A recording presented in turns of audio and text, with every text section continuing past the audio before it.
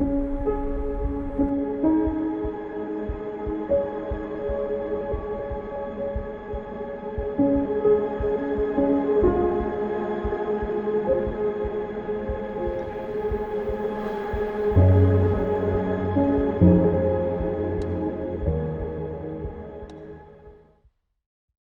does it mean to be a Black mother and feel invisible? To seek for help and get ignored? To cry, but to feel dismissed? To just want comfort, to be validated, but instead be met with silence? Trigger warning. The stories you're about to hear will leave you speechless. So my name is Ogene Waire, Waire for short. My journey into motherhood was quite a tough one. In the beginning, it was a journey that made me feel really alone and really unheard and just really misunderstood and quite isolated. It first started because I left a really abusive relationship and I struggled really badly with my postnatal depression. The more that my depression worsened, the more that I just really started to believe that I was a failure. Sorry. Get tissue.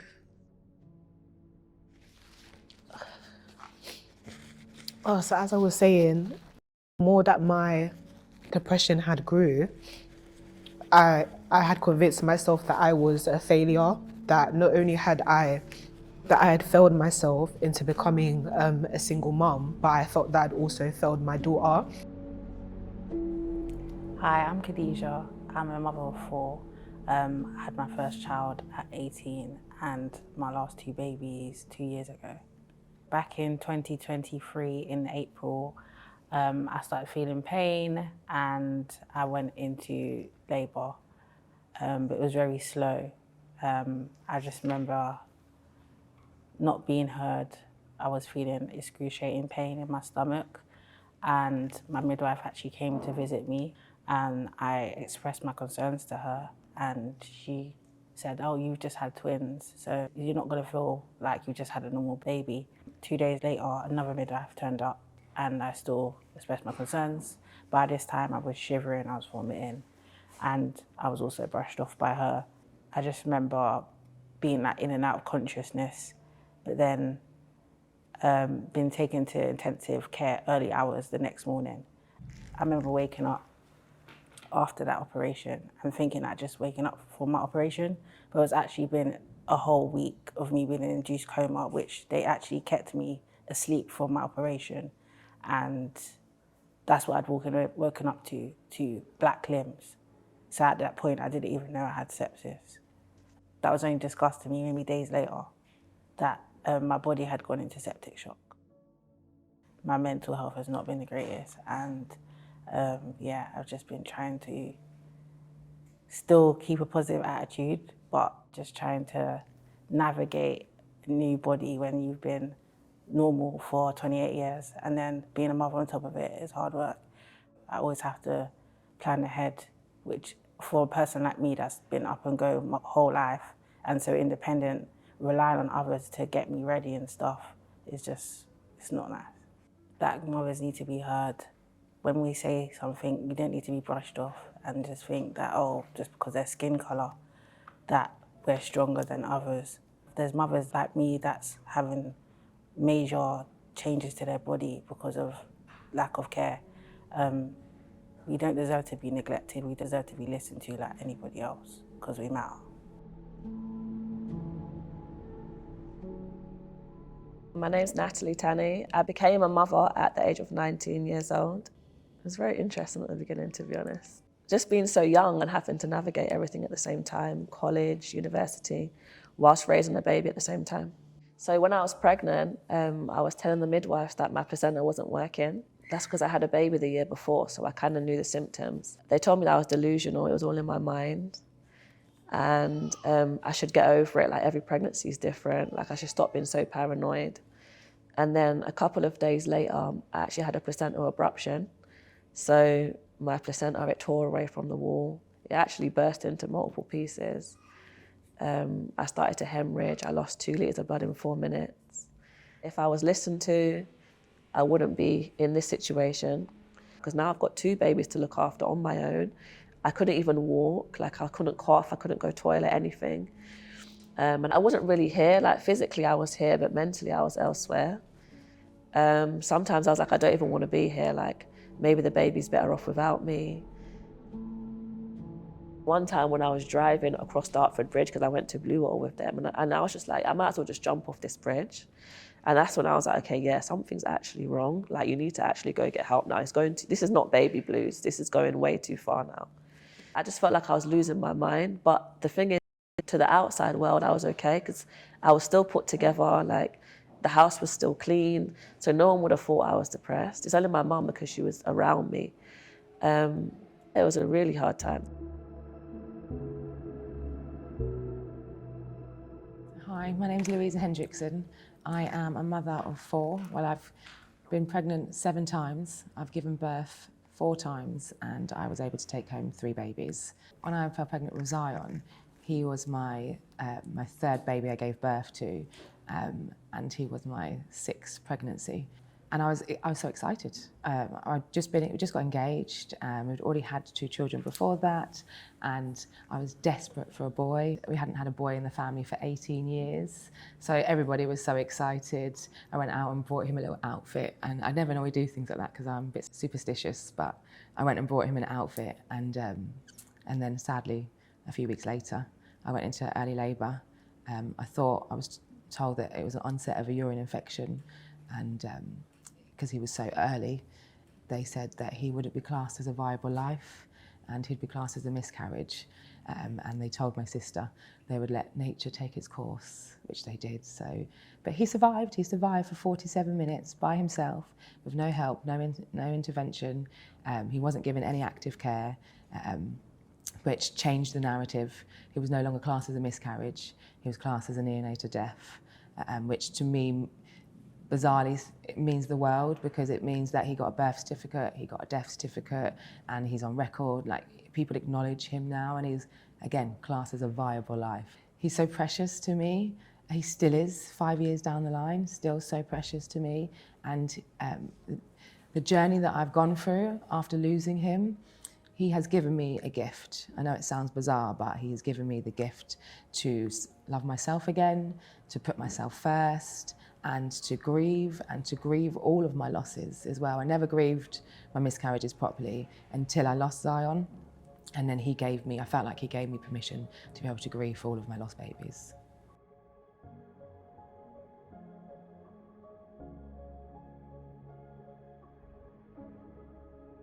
I'm Irene. I am a mum of 1. He's 4 years old. I actually had a lot of anxiety, postnatal anxiety. For example, when I was sleeping, I used to check my baby, like, I think literally every minute, because I was scared that he was going to die, cot death. And I don't know where those feelings came from. There was stuff like I used to overthink, even stuff like bathing him. I was like, oh my God, how about if he falls and hurts himself? How about if he chokes? There was always like an extreme feeling of every single scenario of my baby. And I was like, why am I feeling extreme for every single thing? Like, this is not like me. What is going on? I remember the health visitor came and she asked me some questions on the form. I didn't feel like I had an opportunity to say, like, I'm feeling like really, really, really low. Maternal anxiety for me was overwhelming. I feel like it was quite traumatic, and I feel guilty till today for experiencing that. Sorry. I still feel elements of guilt for having all those thoughts in a period where I think I should have been like extremely, extremely happy. My name is Martha, and I had my first child 7 years ago. She was a little bit unexpected. She was a very exciting, addition to our family. And I don't think I could tell you about how the postpartum set in, because I don't think I knew it was happening. I just started to lose interest in everything. Like, all the things I love doing, all the things I enjoy outside, like seeing my friends, seeing my family, like everything, nothing mattered anymore. I developed really severe social anxiety. And it took me years to even speak to a doctor about it because I didn't realise it was even a problem. I didn't realise because I think because I wasn't crying all the time and because people don't always understand all different ways depression shows up. So I just thought, okay, yeah, I'm a mum. Maybe I'm just supposed to, only ever think about her survival, and not think about anything else that might give me any joy. It was my friends who had started being like, Martha, we don't hear from you, we don't see you, this isn't normal. And through it, I lost relationships that I really valued, people that I really valued, and not even because they were bad people, but if you go from being the kind of person who's, there for and always, available and like a friend, to being a person who can barely leave the house, who can't answer a text back, who can't cook, that's what's going to happen. I'm Trish Balusa.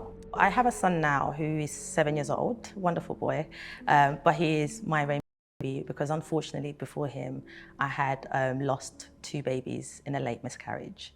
My introduction to motherhood was not positive necessarily. It was filled with a lot of anxiety because you are scared that what happened before may happen again.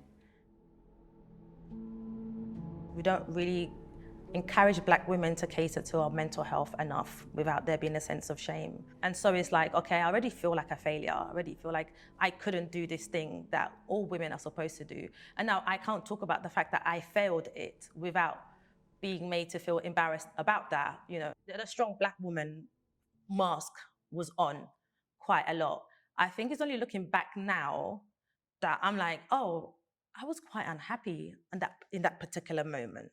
And I think it probably, when I reflect back on my relationship with his dad, there were moments where my reaction felt stronger because I had underlying problems that I was ignoring because I didn't feel like I was allowed to feel that. So I think it's really great to have a community who are supportively listening, open to listen even to the most uncomfortable conversations, especially for Black women. Even in our most hurt, traumatized state, we want to make sure that other people are comfortable with how we're dealing with it. And so when there is a space for vulnerability, there is less shame and more, there's prevention rather than intervention.